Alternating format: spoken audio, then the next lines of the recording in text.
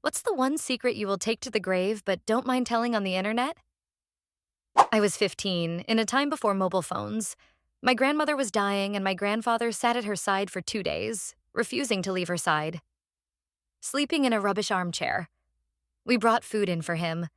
My parents tried to comfort him. Every now and again, he would need the toilet, and bless him, would make us all leave the room and use a potty. On the third day, I was alone with the two of them, and he told me he needed to leave to have a shower and take fresh air. It took him hours to make the decision to leave. About 15 minutes before he returned, my grandmother died in front of me. It was quiet. It was peaceful. It was devastating. I didn't tell any nurses nor any doctors. I was in shock. I saw suffering, then a last breathe and death visit within seconds of each other. He returned and sat down. I left to go for a walk and try to cope with what happened. When I returned, he told me that he said his goodbyes and held her hand while she died. Grandpa died 11 years later, believing he held her hand and was there until the very end. I haven't told another human soul that story, and I still believe I did the right thing. She probably didn't want to go with him there. Some people hold out for that last family member. Some people hold out until everyone leaves for the night. Edit. So many people replying with their own experiences of this phenomenon. I am sorry for all of your losses. Hospice workers told us the patient frequently goes when the family all leaves for a lunch or something. They don't want to pass in front of their loved ones. I'm the only person who actually knows how my mom died. I told the rest of my family that her diabetes got her, but she OD'd. Her heart was broken after my little brother passed 3 months earlier, and she just stopped using discretion or moderation. The rest of the family had their suspicions, but I just kept lying. I definitely can't tell anyone the truth after that performance. I'm so sorry you'd had to go through losing your little brother, watching your mom give up, losing her too, and then lying to your fam.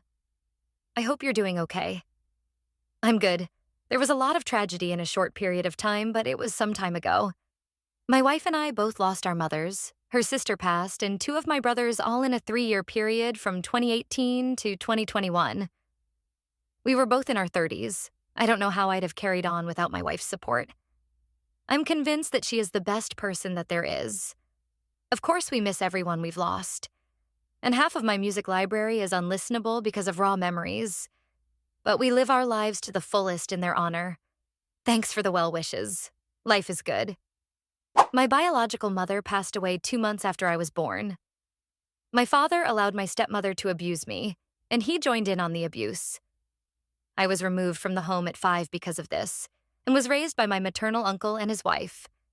They were excellent parents for the most part. This year, I visited my uncle's grave for the first time in 20 years. I live 1,400 miles away now.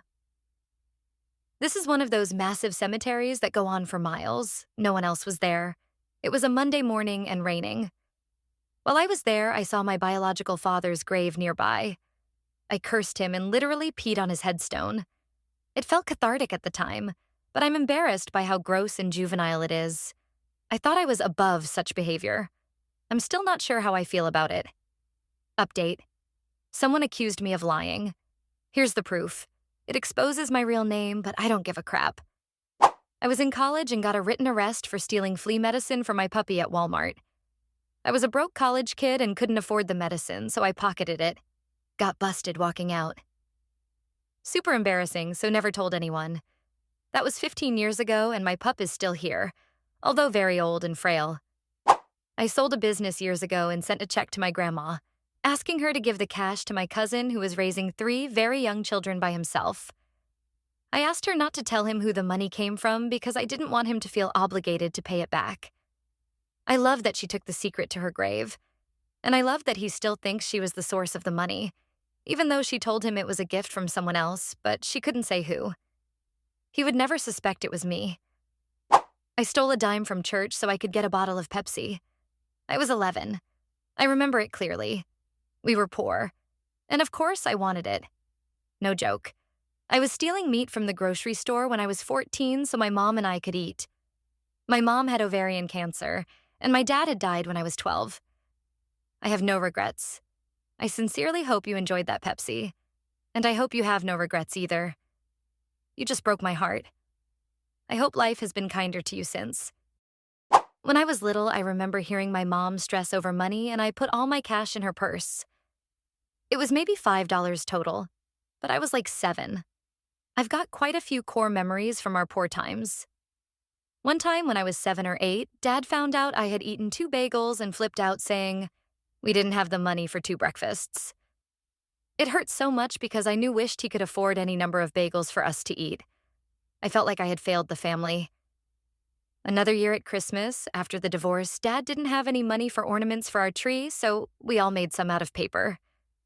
God, the pain in his voice when he told us. Me and my siblings look back fondly at those ornaments, but I haven't seen them on trees since he bought more. I'm now ugly crying at 3 p.m. on a workday. Been about 30 years, but those memories haven't faded a bit. Can't remember the last time I cried like this either. Probably happens a million times a day where some kid gets saddled with the guilt of being poor.